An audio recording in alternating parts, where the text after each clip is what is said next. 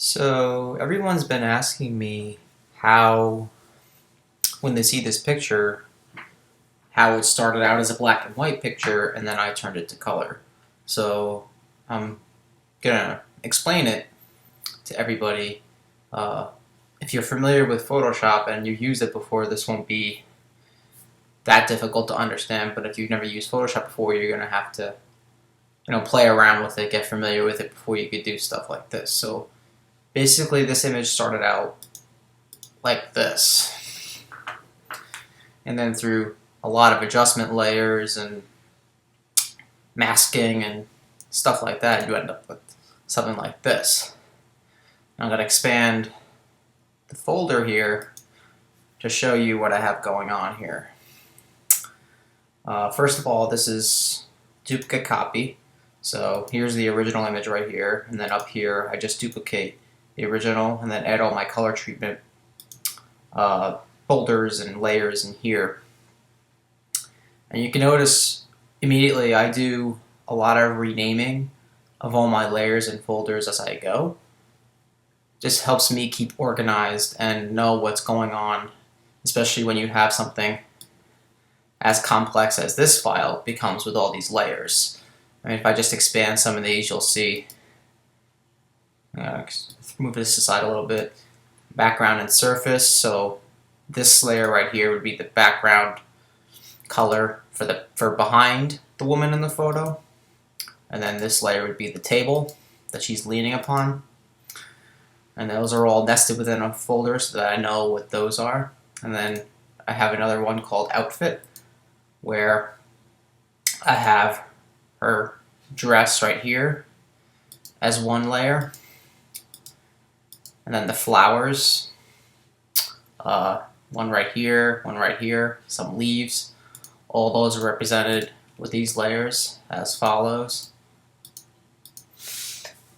And the reason why I do adjustment layers for all these things is because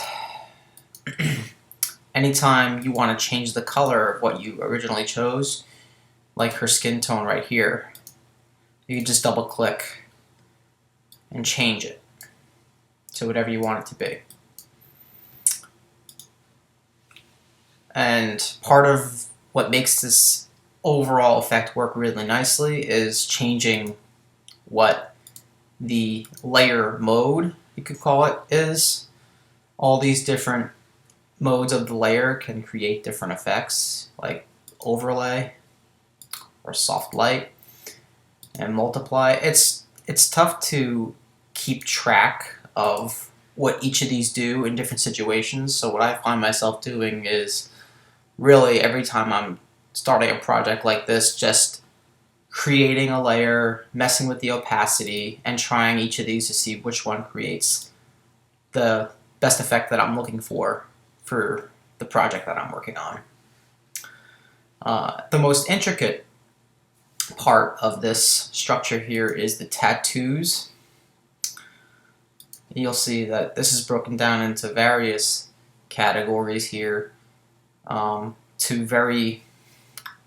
pretty intricate detail. We got the eagle and the flag part of the tattoos over here, so I have that in a folder.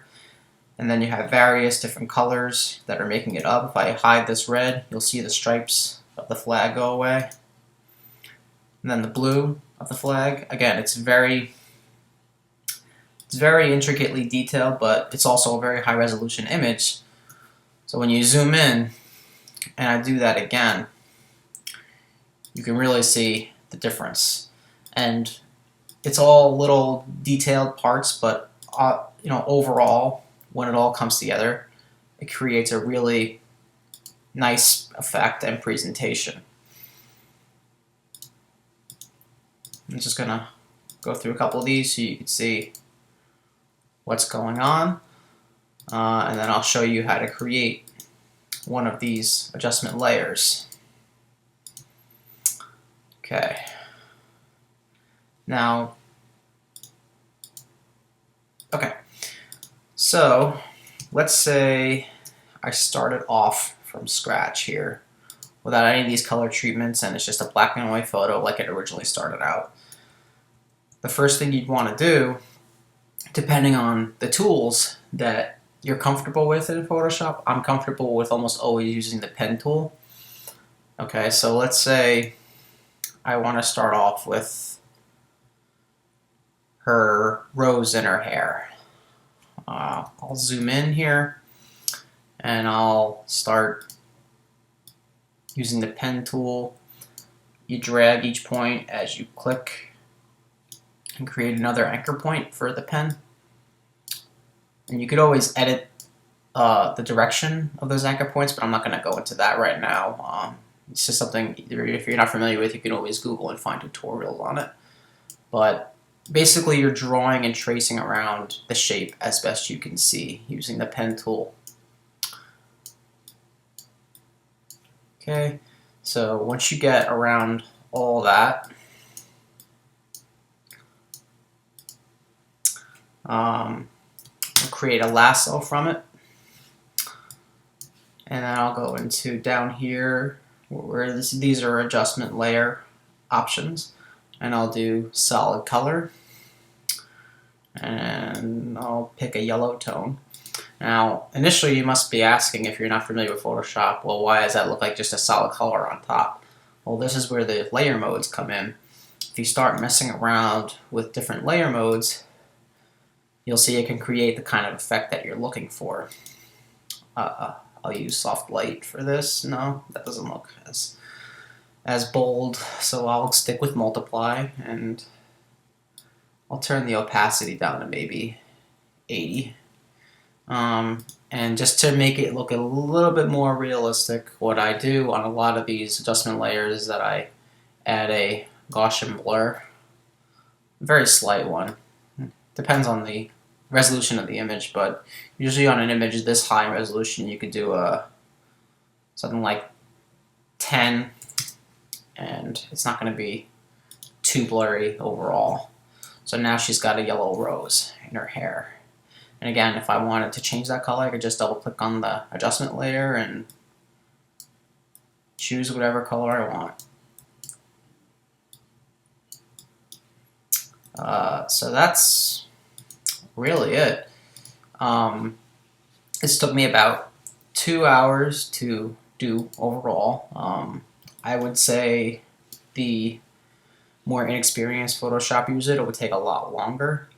And there are certainly different techniques you can try to create this image, but with the advancements of Photoshop and the use of adjustment layers, really to create the most flexibility to change something and not have anything really be permanent as far as these color treatments go, I would advise heavily to always stick to using these adjustment layers and keep it in a hierarchy and a structure where you could always find what you're looking for, rather than keeping things named as layer 1, layer 2, group 1, group 2, because then it's going to be much harder to figure out what you're doing, what you want to change, etc., etc.